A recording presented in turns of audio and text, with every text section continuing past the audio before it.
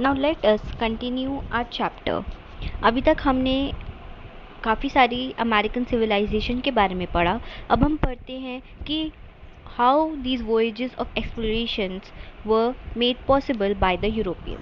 तो सबसे पहले देयर वाज टेक्नोलॉजिकल एडवांसमेंट, जैसे कि मैग्नेटिक कंपास और बड़े बड़े शिप्स बनाए गए थे, जिससे कि it made possible to carry on the long voyages, क्योंकि वॉयजेस के लिए काफ़ी सारा इक्विपमेंट चाहिए होते हैं, शिप्स चाहिए होते हैं, so that they can survive in the sea. So first thing was the technological advancement. Then afterwards जो यूरोपियंस हैं उन्होंने काफ़ी बार पढ़ा हुआ था the lands which were unknown. Europe, Asia और अफ्रीका तो काफ़ी ज़्यादा उनके बारे में काफ़ी ज़्यादा ट्रैवलॉग्स या फिर जो ट्रैवलर्स हैं उन्होंने लिखा था, लेकिन अननोन लैंड्स के बारे में काफ़ी कम लिखा गया था। बट ऐसा नहीं है कि जो यूरोपियंस हैं वही सबसे पहले अमेरिका पहुँचे थे। उससे पहले भी हम देखते हैं कि 11वीं सेंचुरी में वाइकिंग्स थे, वो भी नॉर्थ अमेरिका पहुँचे थे, and Arab, Chinese and Indian travellers भी वहाँ गए थे, लेकिन इतना ज़्यादा किसी को ये नहीं पता था that they have discovered a new continent. जो कॉन्टिनेंट की डिस्कवरी थी वो उसके पायोनियर्स कौन थे? The Portuguese and the Spaniards. अब ऐसा क्यों बोला जाता है कि पोर्चुगीज़ और स्पेनियार्ड्स ही क्यों उन्होंने सबसे पहले पायोनियर किया? क्योंकि उनकी इकोनॉमी उस टाइम बहुत ज़्यादा वर्स्ट कंडीशन में थी। वहाँ पे जो प्लेग की वजह से ऑलरेडी डीपॉपुलेशन हो चुकी थी, शॉर्टेज थी गोल्ड और सिल्वर की। So it was a very essential condition for them to search for the resources so that they can sustain their country. तो इसमें जो बाकी नीचे जितनी भी लाइन्स है इसमें ये दिया हुआ है कि how the entire Europe was growing through the crisis, जो कि हमने 14th सेंचुरी क्राइसिस के बारे में भी पढ़ा हुआ है। So, in Spain, economic reasons encouraged individuals to become knights of the ocean, and there was, under such circumstances, Spanish ruler claimed rights of sovereignty over newly conquered territories and give rewards to the leaders of expedition in form of titles and rights to govern the conquered land. हर कोई चाहता था कि जो उनका land है वो ज़्यादा से ज़्यादा एक्सपेंड हो। स्पेन के जो किंग हैं उन्होंने ऐसा किया था, और पोर्चुगल के किंग थे हेनरी, जिन्हें बोलते हैं हेनरी द नेविगेटर। उन्होंने ऑर्गेनाइज़ करी थी वेस्ट अफ्रीका के लिए पूरी वॉयज।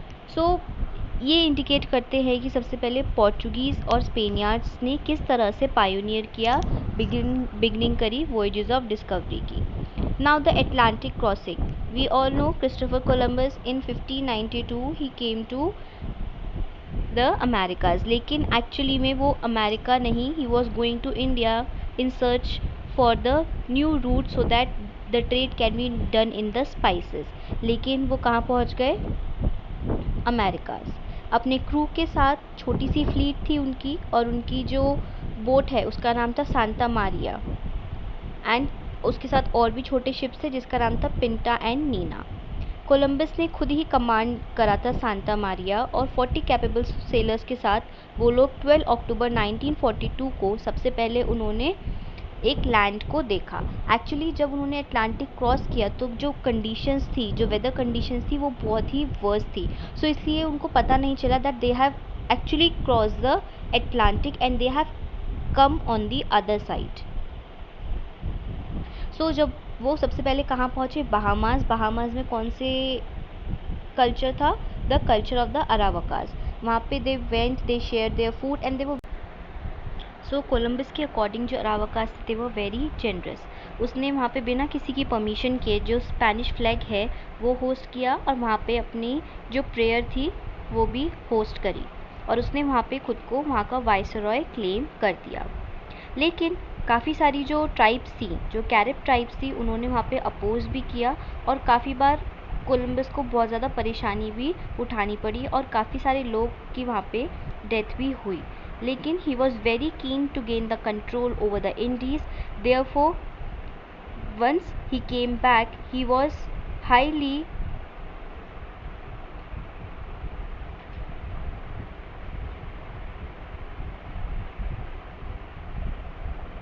देयरफॉर एक बार घर जाने के बाद वो वापस आया और उसने टोटल 4 वॉयजेस करी थी अमेरिकाज़ में। कोलंबस के अचीवमेंट जो है वो बहुत ही इंपॉर्टेंट है, बट स्टिल ऐसी एक दो ही जगह हैं जहाँ पे हम कोलंबस के नाम देखते हैं, because he has not done something good but he had actually let the beginning of the extension of the indigenous tribe of the Americas. उसके बाद हम देखते हैं the name America actually has been drive after Amerigo Vespucci, who was a geographer from Florence who realized how large the continents could be, and therefore it was published in Germany by a publisher in 1507. अब धीरे धीरे Spain ने अपना America में empire establish करना start किया। वहाँ की जो लोकल इनहेबिटेंट्स हैं उनको लेबरर्स की तरह ट्रीट किया, and they were so brutal to them that because of smallpox, first was the disease smallpox which has actually led to the extinction of the native tribes there, क्योंकि वहाँ पे it was a new disease and उनको वहाँ पे उसके लिए immunisation नहीं था, तो सबसे पहले अरावकास का इससे एक्सटेंशन स्टार्ट हो गया। उसके बाद कोलंबस ने सेंट्रल और साउथ अमेरिका में भी सिमिलरली बहुत सारे चैलेंजेस फेस करे, और उन्होंने अपना जो एम्पायर कॉन्कर किया वो धीरे धीरे किया था। तो उसके बाद जो हमारे दो लोग हैं, एक है Hernan Cortes and Francis Pizarro, जिन्होंने की क्या कॉन्कर किया था। Hernan Cortes had conquer the Mexico and Cortes and the Aztecs. Cortes एक सोल्जर था। 1519 में कॉर्टेस क्यूबा से मेक्सिको गया, जहाँ पे कि उसने अपने फ्रेंड्स बनाए लोकल ग्रुप्स के साथ, and then finally he met the king Montezuma. Montezuma को पहले से पता था कि जो स्पेनियार्ड्स है वो कितने ज़्यादा एग्रेसिव है, इसलिए उसको जब कॉर्टेस वहाँ पे आया उनको लगा कि ये एग्जाइल गॉड का एक री इनकारनेशन है जो कि उनको पनिश करने आया है। उसने कॉर्टेस को ऑफ़र भी किया गोल्ड एंड एवरीथिंग, लेकिन Cortes he did not agree with him and he wanted all the empire, because जो उनकी सिटी थी वहाँ पे, हमने पहले भी पढ़ा था, जो एस्टेक्स थे they were very good architectures। तो जब उन्होंने वहाँ पे देखा कि जो उनकी कैपिटल है टेनोचिटन, वो उनकी जो स्पेनियाज की कैपिटल है माद्रिद उससे 5 टाइम्स बिगर है, they wanted more and more। therefore फिर कॉर्टेस ने मॉन्टेजुमा को वहाँ पे क्या किया, कैप्चर कर लिया और उसे वहाँ पे प्रिजन में रख दिया। उसके बाद कॉर्टेस को वापस जाना पड़ा क्यूबा में, क्योंकि वहाँ पे एक रिवोल्ट था। जब तक वो वापस आया तब तक मॉन्टेजुमा मर चुका था। इस वजह से एस्टेक्स ने रिवोल्ट किया, लेकिन जब एस्टेक्स ने रिवोल्ट किया तो जो स्पेनियार्ड्स थे they won over the Aztecs and finally the Aztecs were defeated and the conquest of whole Mexico had taken 2 years. Cortes became Captain General of New Mexico and had showered with honors by Charles V. He was the ruler. From Mexico, the Spaniards extended their control to Guatemala, Nicaragua and the other places. Now Pizarro. Pizarro ने सबसे पहले, जैसे Hernan Cortes ने Aztecs को हराया था, Pizarro ने इनकास को हराया। 1532 में आताहुल्पा जो वहाँ का किंग था उसकी जो थ्रोन थी सबसे पहले पिज़ारो ने वो ली।